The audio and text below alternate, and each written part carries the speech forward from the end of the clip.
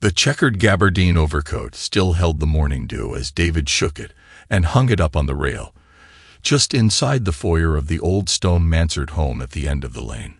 It had hung on the garden post as nightfall set in and rolled on toward dawn, making itself visible through the lens of steaming coffee as the man of the house peered out onto the fresh soil of the garden plot, a spade at the ready to uproot vegetables when needed.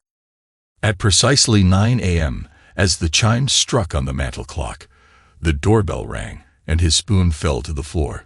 It was a hasty opening, a meticulous turn of the knob yet rushed. "Good morning, sir. Are you David Morehouse?" The taller of the two rather drab-looking gentlemen stood on the entry stoop, looking more past him than at him. "Yes, sir, I am. What can I do for you?" "I am Lieutenant Detective Simpson, and this is my partner, Detective C. Gerson." He nodded almost imperceptibly at the shorter man to his rear. "Might we come in? We are looking into a matter concerning Lydia Morehouse. She is your wife, is she not?" Surprise fitted itself upon his face, and with animated purpose, David invited the gentleman into the parlor, offering refreshments once seated. Both men were strictly to business, declining the offer, and instead proceeded with their inquiry. "Mr. Morehouse, when did you last see your wife?" the lieutenant detective asked while his wandering eyes took in the scenery and decor of the room. "I suppose it was last weekend, Saturday morning to be precise. She was off to visit her family up in Harem. Her mother lives on the old farm, and is not altogether well, it seems." "What is this about, detective?" Both detectives glanced at each other before the lead continued, ignoring his question. "I see. We understand you run a firm down on Congress Street. Equities, investments, is it?" David merely nodded, but took note of the readiness of his inquisitors. "So, have you talked with her since she left?" "No. She prefers it that way when she's up country. She understands how I feel about much of her family, and likewise. Again, what is this about?" "Do you know Philip Bergman?" the short detective asked abruptly. The senior man seemed a bit annoyed with the cut-in, but said nothing. "I've heard the name, but I don't think I've ever been formally introduced to him. You might want to talk with the lady next door.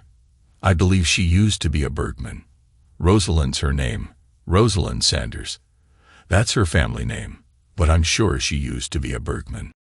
Maybe out of nervous habit or unconscious deflection, David inadvertently glanced toward the back of the house where the doorway to the garden ground was still open to the fresh air.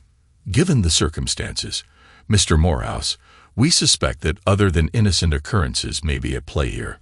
We contacted your wife's family, and they never heard anything from her, nothing since her previous visit last month. You can understand our concern, I am sure." David stared at the two men momentarily. "Do you suspect this Philip Bergman fellow is having something to do with Lydia's absence?" Lieutenant Detective Simpson looked directly at David as he told him they did not have enough information at this time to make that determination. "Did Mrs. Morehouse know Philip Bergman as far as you are aware?" Maybe it was a peak of angst over an undesirable circumstance, showing on his brow or deep in his eyes. He was sure the detectives picked up on it, but he said nothing and just shook his head. "We will want to search the house and grounds, Mr. Morehouse. Standard procedure, you know."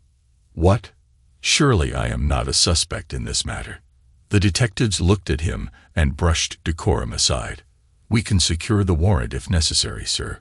I will want my counsel in that case." David excused himself to his study and placed his calls before returning to the parlor and informed the detectives that his counsel was speedily on his way, and they would need a warrant to proceed. The two men just looked at each other, and the senior fellow excused himself to the front stoop, where he made his request for a warrant. Half an hour later, two more policemen arrived along with David's counsel, and the search and investigation continued. A fortnight previously, Lydia Morehouse sat perched on the wicker recliner positioned on Rosalind Sanders' sun porch, watching the couple consume themselves in sheer lust. "Jesus, that is hot," Philip groaned as he sat up and admired his conquests. Both women rose up and retreated into the kitchen before returning with robes and drinks. Philip had already slicked his trunks on and had queued up his theme, asterisk back in black asterisk, and was well into his rather obnoxious peacock strut when they seated themselves. Rosalind just rolled her eyes at the spectacle and turned to Lydia. "Do you still think we can pull it off?" she asked her neighbor as the woman leered lustily at her ex-husband. "If I didn't, we wouldn't be here. Besides, David is nothing but putty when it comes to me.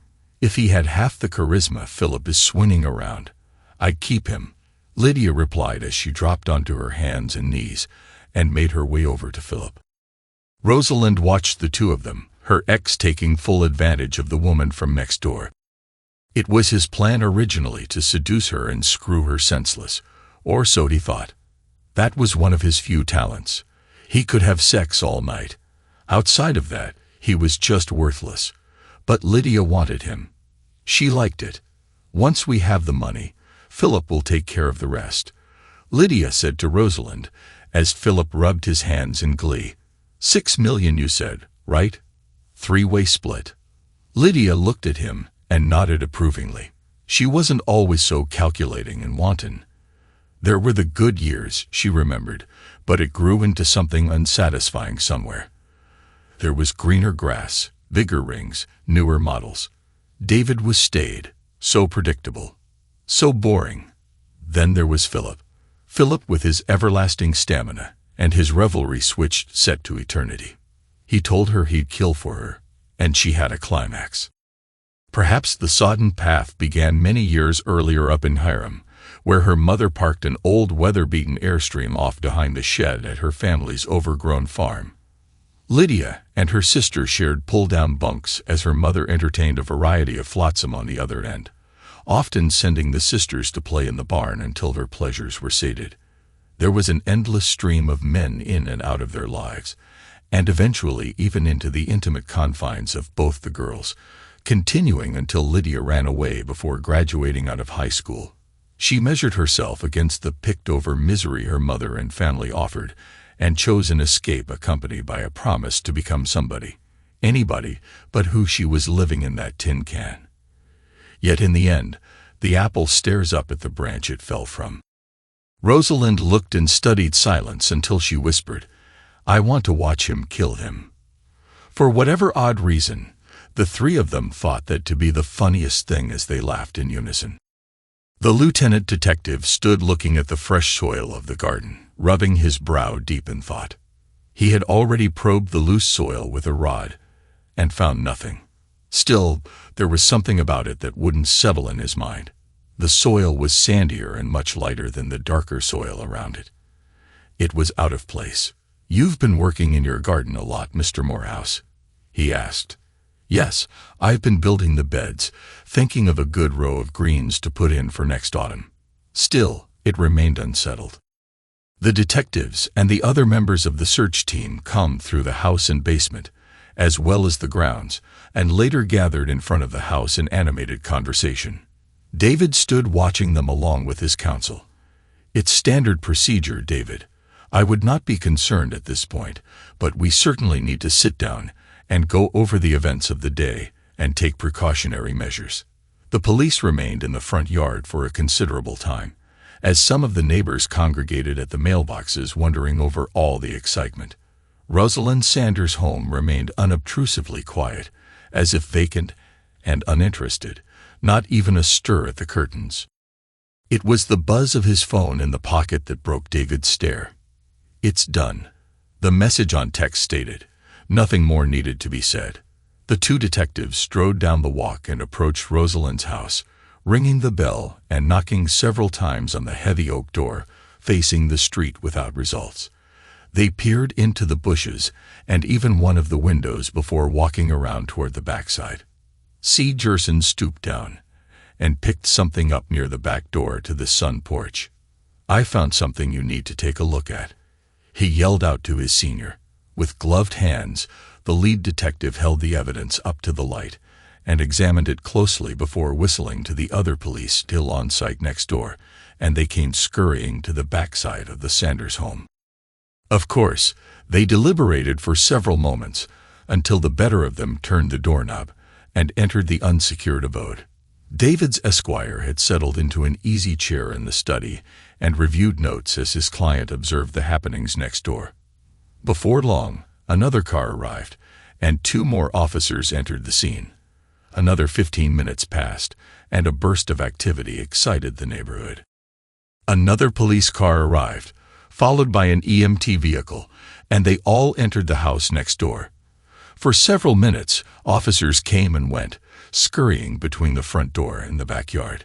Clearly, they found something, the counsel exclaimed as they watched the EMTs enter the front door with a gurney. Nearly an hour later, they exited with multiple black plastic bags secured on top of the gurney, and the 2 investigating detectives followed. As the gurney was loaded into the vehicle, Lieutenant Detective Simpson and Detective C. Gerson returned to the Morehouse residence. "Mr. Morehouse, counsel, we'd like your client to come down to the station house so we can take a proper statement," Simpson said, looking at the attorney. "There is no need for that. My client will have nothing to say that hasn't already been said. Anything you might want to ask can be done right here. But again, he has nothing to state at this point. If you are going to Mirandize my client, please do so now. You know we can take him in and hold him," the shorter detective piped up while his senior scowled at him. "And I'll have a writ before you can fix your coffee. In the meantime, if you have completed your search, let's wrap things up, shall we?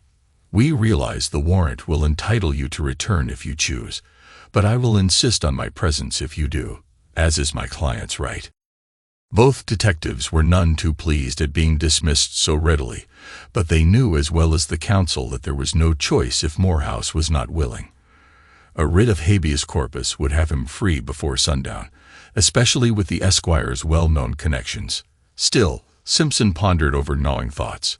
The fresh soil continued to provoke an interest, and there was something else. The home was modestly furnished in outward appearances, yet each piece, the choice of accent pieces, spoke refinement and wealth. The marble tray next to the divan was not a box store knockoff. The wealth was subtle, almost deliberately masked in simplicity. After years of police work, one thing the man knew: money is always a potential motivating factor to take into account in suspicious circumstances. And now the circumstances, at least next door, were more than suspicious. Body parts and a greater mystery would consume the detective's time at this point, and certainly there would be a return visit to the Morehouse residence. There were not just the body parts, but the mystery of who made the call and concerns that brought them out here in the first place. Lydia gazed at the specimen before her through eyes heavily lidded from the black hashish that Philip had crumbled up earlier. "Why did you bring him into the mix, Philip?" Rosalind asked while nodding at the man lying back on the bed. "None of your business, except I needed him. Besides, I'm paying him, not you." Lydia just shrugged. Whatever it takes to do it right. It was Wednesday afternoon, and the 4 of them were upstairs in the master bedroom of Rosalind's home making their final plans. "Are you going to gut him?" Rosalind asked her ex, almost salivating from the excitement the question posed. Lydia looked at her and contemplated her sick perversity. They were never originally going to kill David, instead planning on transferring the money and traveling to South America somewhere, maybe Uruguay. That was fine until they realized that only Lydia had a passport. Philip had outstanding warrants on him, and Rosalind was only interested in smoking and having sex and didn't care where. Lydia decided they would part company when it was over. Both of them were foolish people in any event. The best of plans never mesh well with foolishness and dope-addled minds. In this case, sex and dope were just substitutes for planning, and before they could formulate a coherent strategy, one or all of them were on their backs being ravaged by the other. It was a blood-simple mindset. Rosalind and Philip suggested killing him and disposing of the body, giving cause to think David had run off with the funds. Lydia shrugged and went along with it when it was suggested. Maybe it was the opium-laced hashish that did the thinking for her. In any event, they were here now and 2 days away from carrying out their dark scheme. "What do you mean? Am I going to gut him?" "It's not a thrill kill, you foolish woman," Philip sneered. Rosalind just pulled on her cigarette and blew smoke in his direction. Lydia pondered the past several days' activity. It had been easy to get the passwords, far easier than she thought. They were in David's little black book right there in the front drawer. When it was done, she would have to erase her tracks, but she couldn't do that until the transactions were complete several minutes after the transfers. That was her end of the deal. Philip and Rosalind would take care of David, and they would meet back here at the house. It was a simple plan. By early evening, the police had left the scene next door, except for a sole police cruiser parked at the curb, and a night-duty officer to stand watch from the front seat. Pouring himself a cup of tea in the kitchen, David pulled a biscuit out of the bread box and fastened it with a piece of ham, throwing a wayward scrap to the black-haired cat at his feet. The smallest of smiles crossed his lips as he thought back on the day. The senior detective was subtle enough, too much so for his own good, while the junior man was merely a mechanic of sorts going through the motions of police work while anticipating a donut's reward. The audacity to suspect him of complicity, the chutzpah of direct action in the face of nothing. Thank God the Esquire was quick to the punch, and they left empty. Otherwise, he'd still be entertaining their fancy even at the late hour, he thought to himself as he readied for bed. Morning came quickly, and David was off to his offices to assist in a routine audit of banking transactions and account activity. While he managed a very profitable portfolio, the office staff was lean and efficient. 3 employees to assist in managing accounts, along with an office manager to handle backroom activities. "Mr. Morehouse, I think we have a problem." The wiry and stern-looking lady spoke to him somewhat overbearingly loud over a midday break. A series of very large transfers were made, or rather were attempted, and all but one of them was stopped by controls. "What are you talking about, Ms. Allen?" he said as the other employees glanced up. "What I mean is that several client accounts were set up for bank transfers last Friday afternoon, and they were prevented by the account controls we have in place here in the office. All except your personal account. That saw a transfer of $1.6 million, all to one Cayman Islands account set up by your wife, and it appears that account has since been emptied by subsequent transfers." A couple of hours later, David's counsel, one of the bank's directors, an auditor, an FBI special agent, and the 2 now familiar detectives were gathered in the office conference room discussing the new revelations. Lydia Morehouse had apparently gained access to the investment accounts and had attempted to abscond with nearly $18 million, and having been unable to do so, transferred only her husband's balance of $1.6 million. "Morehouse, you could have done this yourself." Detective C. Gerson spoke before his senior could act. The lieutenant detective just rolled his eyes and shook his head. "Why in the world would I do that?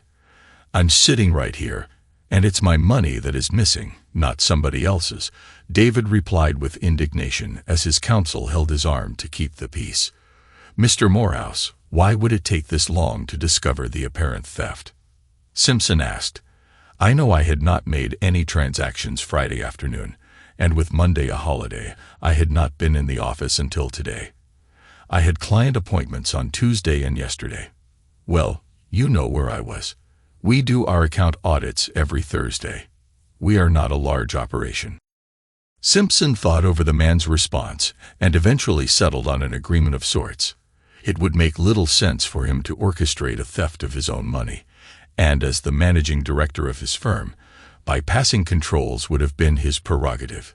It would seem at this point that all the evidence points toward the wife's complicity. The chime of his phone broke him from his study, and several minutes later he returned to his partner and David. "It seems Mrs. Morehouse's car was found in the long-term lot at the Manchester airport earlier this morning, and we are just being notified through the state police. I would say she would be the most likely person of interest and suspect at this point." "And the body found next door to Mr. Morehouse's residence?" David's counsel inquired. "Identified as the remains of Philip Berkman earlier today, and the remains of a second male victim whose identity is unknown," Simpson replied, stone-faced. "Not a pretty task at all. As for Rosalind Sanders, We have no idea where she is at the present. I'm not going to make too many assumptions here, but Ms. Sanders and Mrs. Morehouse could be involved together in this, or the two crimes may be completely separate occurrences. We just don't know until all of the evidence is processed by the state lab. Mr. Morehouse, I'm going to ask that you make yourself available for further inquiries if needed, and we will probably want to take a fresh look around both properties. The federal folks will be handling the wire fraud matters from this point on. David and his counsel agreed, of course, and the detectives gathered their materials while two FBI agents set up a processing center in the office boardroom. They had already traced the original wire and identified 6 transfers out of the Cayman accounts, each destined to another offshore account, and at this point untraceable. By the time the afternoon was concluded, Lydia Morehouse was a wanted suspect in 8 federal counts of wire fraud and embezzlement. Rosalind Sanders remained a person of interest in both the homicides in her home and as a potential accomplice in Lydia's crimes. Lydia made the evening news as David poured himself bourbon and threw a scrap at the cat. Seeing her picture on the screen was unsettling and satisfying. Unsettling in the sense of there being so many open questions, and satisfying to know he wasn't the suspect in these nefarious doings.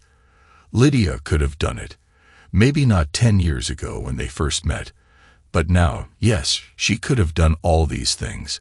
It seemed like yesterday, to quote the cliché, but it was a reasonable truism. Lydia was a regular bar patron down at the Montrose, a sipping club for the shirts and ties off Congress Street in the business district. She was a couple of steps up from a hooker and a ladder rung or 2 below a lady, yet she was well-mannered and held her drink well. She was also the best David had ever had by far, and between being intoxicated by body and her particular charming wit, the two of them were soon fast company. Lydia Morehouse was a beautiful woman in a roughshod manner, maybe 5 feet 6 inches in stocking feet, with full hips and lips always at the ready for a pout or smile. She tried going blonde for a while, but it detracted from her naturally fierce good looks. With smoky dark brown eyes, almond in appearance, and a sultry countenance, David was easily seduced. The two of them parlayed a quick romance into a profitable marriage, and as the business succeeded, the accoutrements of comfort found their way into most aspects of their relationship. After a few years, the smoky allure settled, and they moved through life, much like many other couples, a day here, a week there, and then a repeat of the same. While David was satisfied with much of his lot, Lydia yearned for something else, perhaps the attention she enjoyed while perched like a reward back in the Montrose days. In time, she found it between the sheets of a downtown hotel bedroom, with a suite of paramours, each with their own satisfying talents and limitations. Eventually, the dope found her, and depravity set its unlimited toehold. Rosalind Sanders moved in next door, and soon Lydia was a regular fixture while her husband tended to his business. Dark-haired and sharing a promiscuous proclivity for sex and drugs, Rosalind fed Lydia's sense of adventure with afternoon trysts to an assortment of watering holes and pickup joints down in the Port City's waterfront district. The depravity continued with a growing dependence on the thrill of the chase and the next line or smoke, the next sex session in whatever room could be had on short notice. Rosalind sold dope when she could or peddled in the business hotels, never convincing Lydia to follow suit. Lydia was smarter than Rosalind, way smarter when dope didn't addle her mind. Then Philip began coming around, supplying more drugs for Rosalind to peddle. The two of them were married once, but she divorced him when he got sent to jail a few years earlier. Yet, they continued an on-and-off relationship after he was paroled. He got sent back in for another year, and it was after that when he started dropping in while Lydia was around. Within a week, he was with both women. One of the pratfalls of depravity is that it hangs on the face like a mask, not in an outward appearance, although there is that as well in some. It affects one's character and actions, desires, and interests, and to the studied mind, it becomes apparent. For all her intentions and expectations of discretion, Lydia couldn't hide it once it consumed her. The occasional afternoon sordid affair with the insurance manager next door to David's business was one thing. The drug-infused orgy with Rosalind, Philip, and a couple of other men was another matter altogether. She craved whatever endorphins the experience released, and from that point was lost. It was the depravity that David saw, and he took out his own measure of justice. Lighting a cigarette, Lydia looked over at Rosalind. They had been together in the upstairs bedroom most of the morning, and now it was past noon with work ahead of them. I have to run the job after 3 p.m. That's when David closes the account files and has his staff meeting before calling it quits. He will get home sometime around 7 p.m. Make it quick and no more foolish talk. Rosalind. Philip. You hear me? No crazy stuff. Just do it right. Like we talked. Now let's get cleaned up. I need to run to the house. Lydia looked back at the two of them, wondering when the Mexican was going to show up. He was part of Philip's plan, not hers, and as long as it worked as planned, she didn't care one way or the other. She had already decided this was the last time she'd see any one of them. She picked up her bag, walked back to her home, and grabbed a quick shower. The airline ticket lay on the end table as Lydia pulled up the accounts. Getting the passwords had been particularly easy. David had used the same passwords he used for his home computer. She remembered thinking what a fool he was for making it so easy, that and keeping them in a notebook in the drawer. 20 minutes later, the transfers would run, and she would grab the tickets and get the hell out of there. Several minutes later, the jobs began running, and before she could congratulate herself, a system prompt jumped up asking for the admin password needed to make the transfer. She tried the same password to no avail until she reached the last transaction, moving David's funds from his personal account. The transaction completed, and $1.6 million was transferred to a Cayman Islands account. Lydia sat cursing the computer and her husband and pounding the table until she sat back and lit a cigarette. Forget it. It's better than nothing. She loaded a couple of bags into her car, and then, going for her heirloom box down in the basement, she walked down the stairs. Mr. Morehouse, why is the soil in that row so much sandier and lighter than the rest of the garden plot? Simpson inquired while running his fingers through the loose soil. I had a couple of yards of it piled back here that I picked up when they were tearing down a property across town. A fellow told me I could have it, so I loaded a couple of pickup trucks. It's better for drainage than the stuff already there, David answered quickly. Interesting. When they returned to the house, David offered the police officer refreshments, and this time he accepted.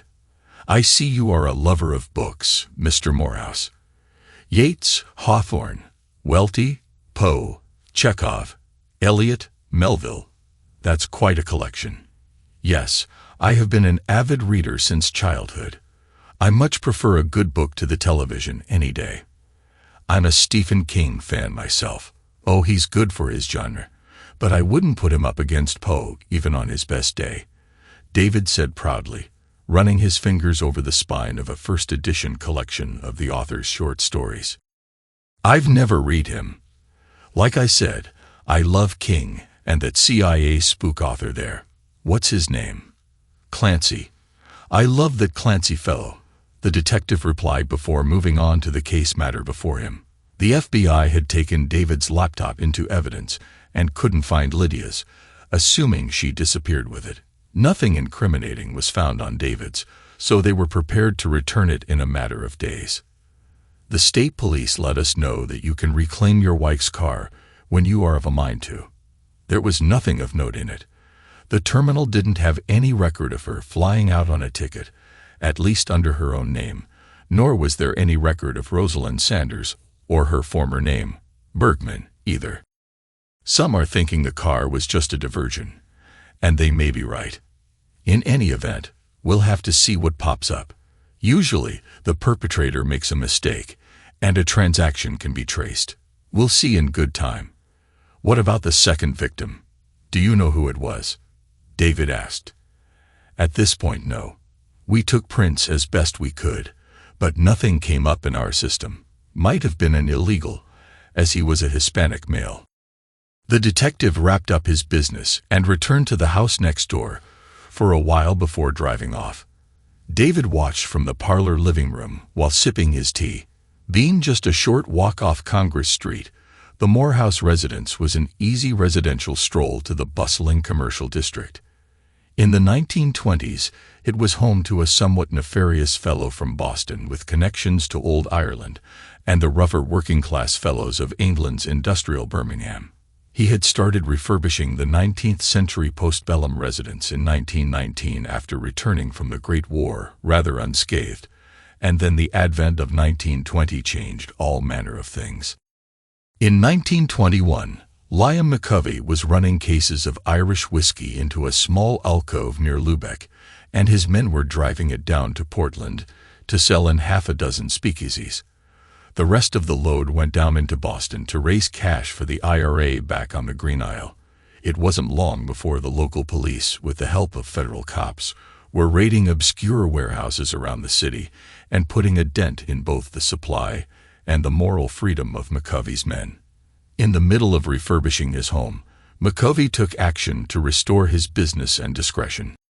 With careful excavations after dark, an underground stone hallway opening up into a large chamber room had been built with an adjoining tunnel to the residence next door, a home occupied by another disreputable fellow of similar inclinations. With patient craftsmanship, both ends had been fitted with secret passageways built behind what to the naked eye would be solid granite walls in the cellars of each home. The chamber had been deadened with baffling to keep the sounds of activity from prying ears.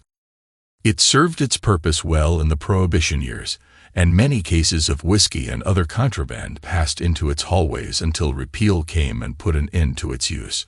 During the war years in the 1940s, the owners considered it a refuge should the Germans take Portland. A silly proposition, but it was readily available if needed. After that, it was merely a novelty and succumbed to memory before it was forgotten with the passing of generations. It was an old ledger book and binder found buried in the far attic that shed light on the innovation again, and David Morehouse toyed with his secret playroom like a kid in a candy store until it found a new purpose, one nefarious in design and fitting for the circumstances. The far end of the tunnel had been blocked off and backfilled with sandy loam for privacy concerns, but at one time it opened into the granite cellar of the Sanders house next door.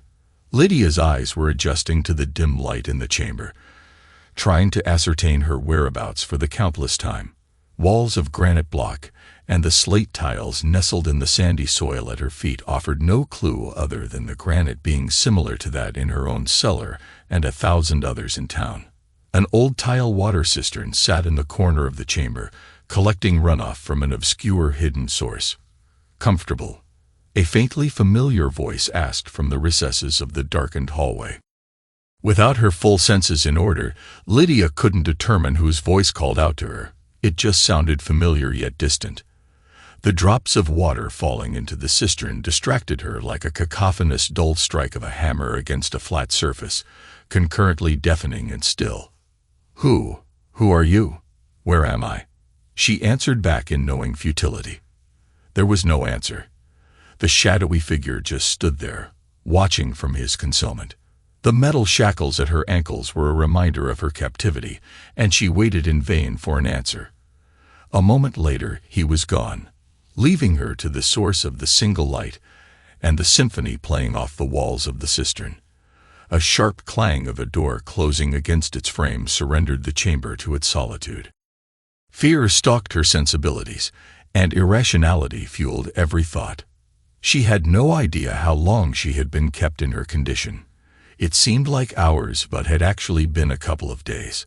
A small burlap bag had contained several tins of canned fish and biscuits, enough to sustain her over her short captivity, but barely so. The shackles kept her within the chamber, its chain anchored to a small mooring in the center of the room, with a wastepot sitting next to an opening in the floor that led to wherever it flowed. A bucket of water from the cistern was able to flush its contents. Lydia could peer into the dark tunnel leading to the Sanders house, but couldn't venture down it. All she could do at this point was scream and scream. She did until hoarse from the futile efforts. There is little point in that. It merely disturbs the rats.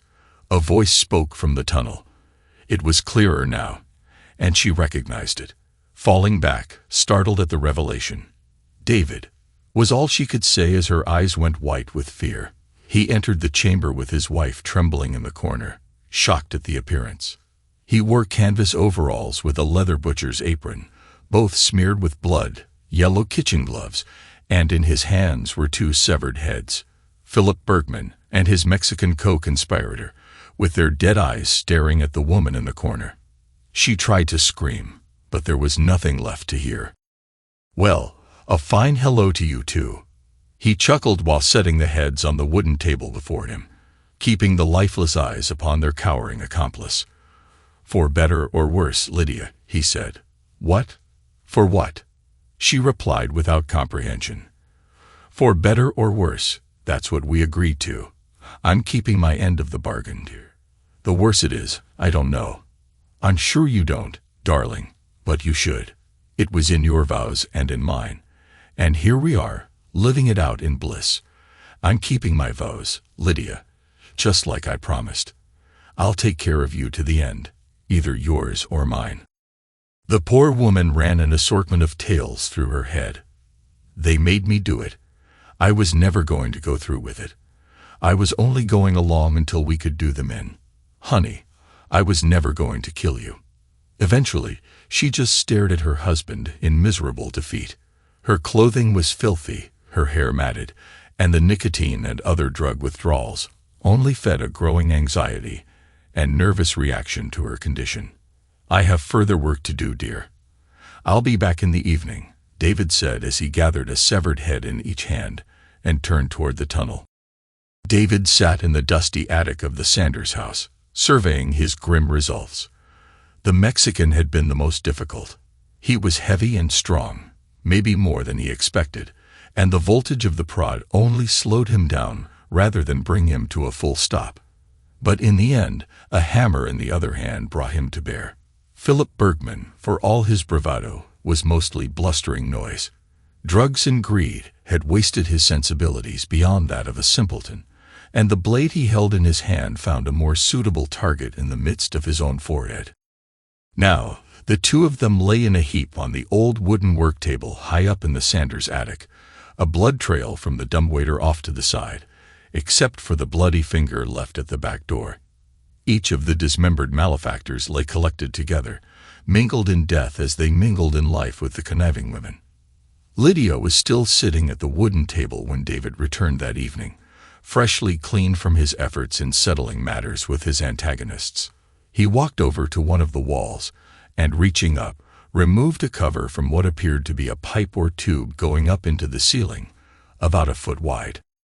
When done, he tossed a canvas bag at his wife, who continued to sit silently, afraid so much as to utter a single word, the vision of those heads in his hands rendering her silent. In it were a change of clothes and more tins of food along with her personal toiletries. "Whenever you see this bag drop, take the contents out and put the bag back on the hook. If you don't, it will be the last you receive." David looked at her with not even a glimmer of love in his eyes. She had been planning her theft and his murder for months. Yet there was the vow. For better or worse, and he'd keep his end of it whether she liked the consequences or not. With steel rods and concrete, David sealed the opening to the Sanders house from within the tunnel, shut the heavy wooden door granting access to the tunnel from the chamber, and locked it tight. He looked at her as she sat, not believing he would leave her in such conditions. She had clean clothing, her personal effects, notebooks and pens, even her glasses to put them to good effect. Over time, he'd give her more things, light bulbs, scissors to cut her hair, even a bottle of booze on occasion to sedate her misery. What he gave her in his mind was a sentence of life instead of death. 2 weeks after the grisly discoveries in the Sanders house, a woman's body was fished out of Casco Bay by a lobsterman pulling traps off the Sound. She had been in the water for a couple of days by appearances, and after an autopsy, it was determined that Rosalind Sanders had died of a drug overdose. How she got in the water remained a mystery, as well as where she had been the several days prior. Each of the cases remained open, and at one point, Lieutenant Detective Simpson paid another visit to the Morehouse residence to inquire as to whether or not he had heard anything from his wife. Drug dealers is what we suspect happened. A deal gone bad or bad blood somewhere. Bergman had been identified as a local supplier down in the port, and the guess is the Sanders woman met a foul end on her part. The Hispanic fellow? Who knows? Simpson explained. Mrs. Morehouse's family ever reach out? They might have heard something, although I suspect, given she's kin, they'd not be likely to share much, he added. David just shook his head, and with a bit more small talk, he bid his visitor to the door and took leave. He never talked with Simpson again, as the week's events settled into a routine. Every few days, he'd go out to the work shed between the two properties, and with a pallet jack, move the heavy workbench and chest off to the side, removing the casement cover underneath. A canvas bag would then be dropped on the line to the concealed chamber below, where Lydia Morehouse would hastily remove the contents. Lydia tried screaming up through the portal the first couple of times to David's amusement. It was merely a muffled scream up into the shed, and beyond it was little more than the shuffle of a blackbird's foot. Seeing the bag dragged up before she could empty it stifled any further outbursts. Over time, he brought down more comforts, an actual bed, a side table with a couple more lamps, even a radio at one point. It would never be a place of comfort, but it wasn't consigned to a grave either, at least not yet. After 6 months had passed, the door chime sounded early one evening, and David made haste to answer the door for his expected guests. On the step was the familiar wiry and stern-looking woman, and a rather attractive yet somewhat disheveled young lady, a few years his junior. "How wonderful to see you. Please come in," David greeted his guests. Marjorie Allen had worked for David since he first opened shop several years earlier. He had worked for her father before he passed away, leaving a widow and a daughter. She was several years his senior, but they shared a passion for literature and adventure. She was also his confidant, and with whom he shared his suspicions and discoveries. Clarice Allen, on the other hand, was a modern bohemian of sorts and an authentic rogue, as well as Marjorie's niece. She knew people she shouldn't have, and after sorting out her juvenile years and early adulthood with stints in various lockups for a variety of crimes, mostly petty, she started running a place down in the port known for its rough veneer of life. Things could be bought for a price. After the minutiae and refreshments, David pushed a small passbook across the table to Marjorie and another one to Clarice. "You can Western Union out of the accounts at any time. Keep the transactions below $10,000, and all is good." Marjorie Allen broke her stern smile into a grin as they concluded their agreement, and with hugs and best wishes, the parties went their way. She was retiring, and with Clarice, they were heading to Corpus Christi for the warmer climes. Months turned into years, and Lydia Morehouse remained a prisoner, cared for by a husband living up to his bargain. For worse it was, she had been held down there behind granite walls for over 6 years by then, and the toll on what was left of her mind would tax even the most jaded of caretakers. She babbled to herself, mostly pacing the floor back and forth, morosely reflecting on her treachery and the cause of her confinement. Both souls were lost, hers to the dim confinement and her treachery, and his to the perversity of his revenge. Yet routine continued right up to the last moment of the vow. He was tired, unusually so, and as he trudged out to the work shed with the bag in hand, David had to pause to catch his breath. With the sun high and warm, he was still unusually cold, and with a dry brow. The bench and chest had been left to the side for some time now, so all he had to do was remove the casement cover and lower the bag. He did, and peered down to see Lydia looking up at him with haunted eyes from the floor below. With eyes locked, the sharp, searing pain struck center mass, and he clutched in quick agony before his body gave way, with his face resting on the portal opening, eyes still cast downward yet now lifeless. Lydia shrieked at the disaster. The scenario had played out so many times in her tattered mind. What if he leaves and never comes back, or is killed, or just dies? Now it was her reality as she screamed up the portal, thinking it might awaken her husband, her captor. With the door to the work shed open and David dead on the floor, there was no longer any for better or for worse. There was just finality. As David's life slipped abruptly from him, 2,000 miles away, the now retired Captain Simpson sat in a Boeing 737 window seat heading back to Portland.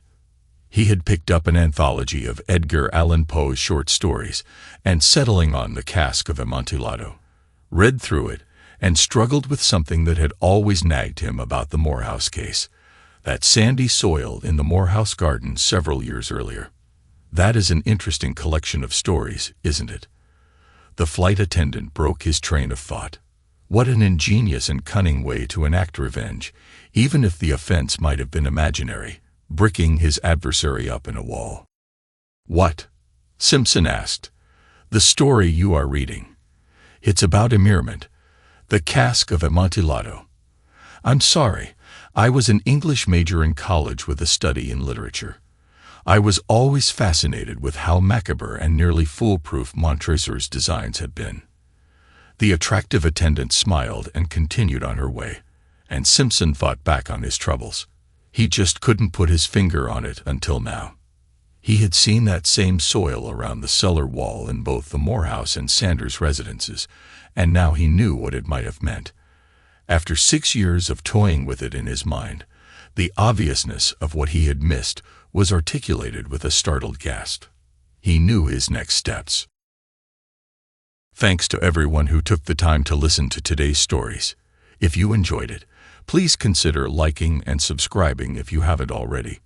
Feel free to share your thoughts on the events in the comments below. Take care.